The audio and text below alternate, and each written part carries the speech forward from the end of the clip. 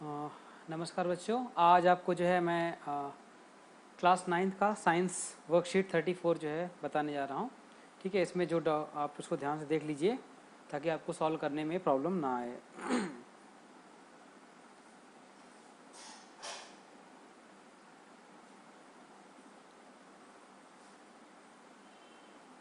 देखिए, इसमें जो है आप अपना नाम और टीचर का नाम लिख दीजिए।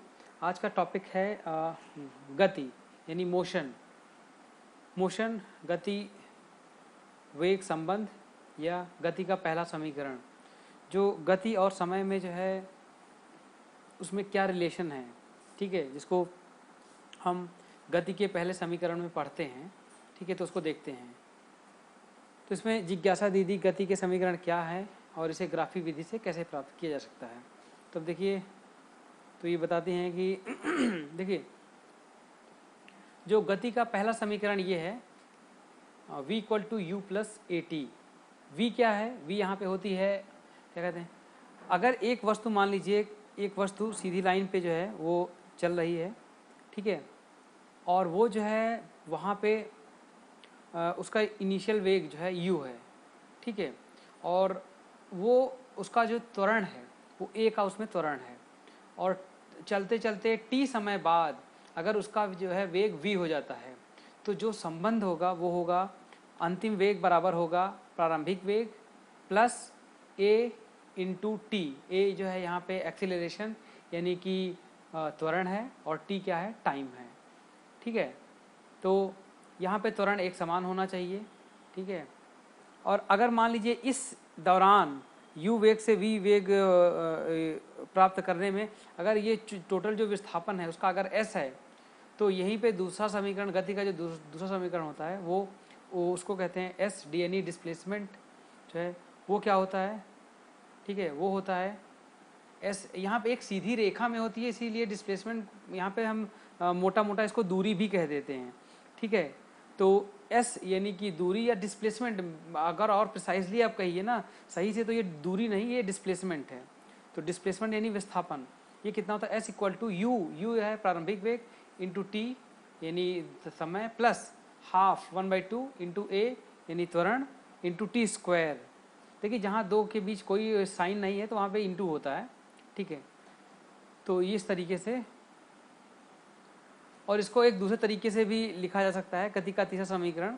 ठीक है, ऐसे ऐसे लिखा गया है। इसको अगर सही से आप लिखिए तो वी स्क्वायर को अगर एक तरफ रखिए इसको, ठीक है, इसको ऐसे ही देख लीजिए, 2as equal to v square minus u square. ठीक है, तो इन तीनों समीकरणों का उपयोग करके जब भी हमें किसी गति का अध्ययन करने के लिए कहा जाए, गति का अध्ययन करने के लिए कहा जाने का मतलब ये हुआ कि आपको जो है दिया रहेगा कि एक वस्तु है, ठीक है, वो रुकी हुई है, यानी कि उसका प्रारंभिक वेग u जो है क्या दिया हुआ है? 0 दिया हुआ है। ठीक है, और उस पर जो है एक समान त्वरण a लग रहा है। ठीक है, त्वरण क्या होता है? त्वरण बच्चों होता है वेग परिवर्तन की दर को त्वरण कहते हैं। यानी कि अगर आपका वेग जो बदल रहा है, जिस गति से वेग आपका बदल रहा है, जिस गति से वेग बदल रहा है, तो वेग परिवर्तन की दर को त्वरण कहते हैं। ठीक है, यानी कि वेग में परिवर्तन, अगर मान लीजिए प्रारंभिक वेग जो है v है, सॉरी प्रारंभिक वेग u है और अंतिम वेग v है, और t समय में ये v का वेग प्राप्त करता है, तो v माइनस यू यानी कि प्रारंभिक वेग अंतिम वेग में से प्रारंभिक वेग घटाइए और उसको समय से भाग दे दीजिए, तो ये आपका त्वरण आ जाता है। ठीक है, इस फॉर्मूले से भी आप उसको निकाल सकते हैं। अगर इसको इस तरफ ले आएंगे तो v माइनस यू हो जाएगा, और यहाँ पे ठीक है ए टी है, और अगर ए को रोक लेंगे तो अपॉन में नीचे टी हो जाएगा। तो इस तरीके से आप निकाल सकते हैं। ठीक है, अब क्या ग्राफी विधि द्वारा वेग और समय के बीच जो है आपको संबंध स्थापित करना है। देखिए, वेग और समय के बीच संबंध स्थापित करना है। ठीक है, तो आपको जो है ग्राफ लेना है। ठीक है, ग्राफ में आपको जो है ये एक्स एक्सिस यहाँ पे ड्रॉ कर दीजिए। देखिए, ओ सी एक्स एक्सिस है और ये आपका वाई एक्सिस है। ठीक है, तो यहाँ पे जो एग्जाम्पल लिया गया है मैं वही एग्जाम्पल लेता हूँ। ठीक है, यहाँ पे एक समान त्वरण से आपकी एक वस्तु जो है, मान लीजिए आपका जो प्रारंभिक वेग है u वो 0 नहीं है। 0 नहीं है तो उसकी मान लीजिए वैल्यू 5 है, 6 है, कुछ भी आप मान लीजिए। ठीक है, और टी समय में जो है आपका जो वेग बढ़ के जो है v हो जाता है। और यहाँ पे तथा वस्तु का वेग एक समान त्वरण से परिवर्तित हो रहा है। त्वरण समान होने का मतलब है कि जो एक समान गति से उसका वेग जो है बढ़ रहा है। जैसे मान लीजिए कि पहले उसकी वो जो 1 किलोमीटर प्रति सेकंड से चल रहा था, फिर 1 मिनट बाद 2 मीटर पर सेकंड से चलने लगा, फिर एक मिनट बाद 3 मीटर पर सेकंड से चलने का, फिर 1 मिनट बाद 4 मीटर पर सेकंड से चलना। हर एक मिनट के अंतराल पे उसके वेग में 1 मीटर पर सेकंड का परिवर्तन हो रहा है। तो हम इसको कैसे समझेंगे कि उसमें एक समान जो है त्वरण है। ठीक है। अच्छा, अब आपने जो है क्या किया, एक्स अक्ष बी बिंदु, ये आपने जो है देखिए आपने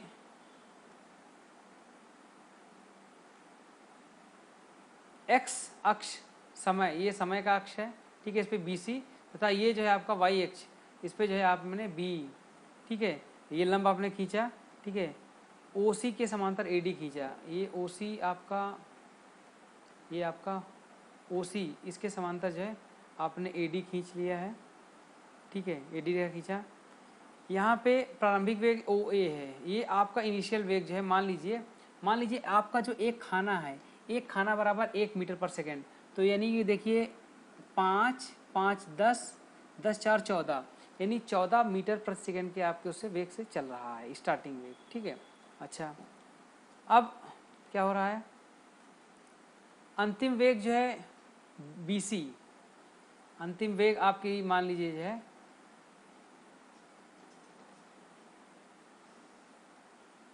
ये है बी सी है, ठीक है। अंतिम वेग कितना हो गया है, देखिए अब यहाँ पे देखिए 5, 5, 10, 5, 15, 20, 25, 30, 35, 40, 2, 40, 2, 42, 42 का वेग जो है। तो आप 42 खाने देखिए आप गिन के यहाँ पे ड्रॉ कर दिए, ठीक है। और जो समय कितना लगा है, ठीक है, यहाँ से यहाँ तक पहुँचने में मान लीजिए, ठीक है, तो आपका वेग में परिवर्तन कितना हुआ, पहले इतना था अब इतना हो गया, तो परिवर्तन इतना हुआ, बी डी के बराबर परिवर्तन हो गया, यानी कि बी डी इक्वल टू पूरे में से पूरे बी, देखिए ये पूरा बी सी जो है अंतिम वेग है, और इतना ये ओ ए के बराबर सी डी है, तो जो है ये प्रारंभिक वेग हो गया, तो पूरे में से इतना आप घटाओगे तो बचेगा बी डी, ठीक है। तो बी डी आपका वेग में परिवर्तन, ये क्या कहते हैं, वेग में परिवर्तन हुआ, ठीक है। अच्छा, अब इसमें बी सी, बी और सी,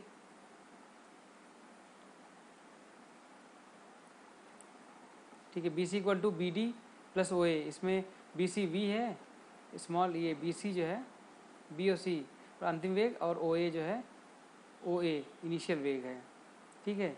तो v equal to be D plus u, तो यह आपका जो है यहाँ बी डी आ जाएगा v माइनस यू, इसको इक्वेशन नंबर आपने 1 कह दिया। अब हम जानते हैं कि त्वरण क्या होता है, वेग परिवर्तन, तो वेग परिवर्तन क्या है, v माइनस यू, तो आपका जो है, और लिया गया समय ए डी, तो आपका जो है बी, आपका b D upon a d, आपका समय तो इतना लगा है, ठीक है, तो आपका,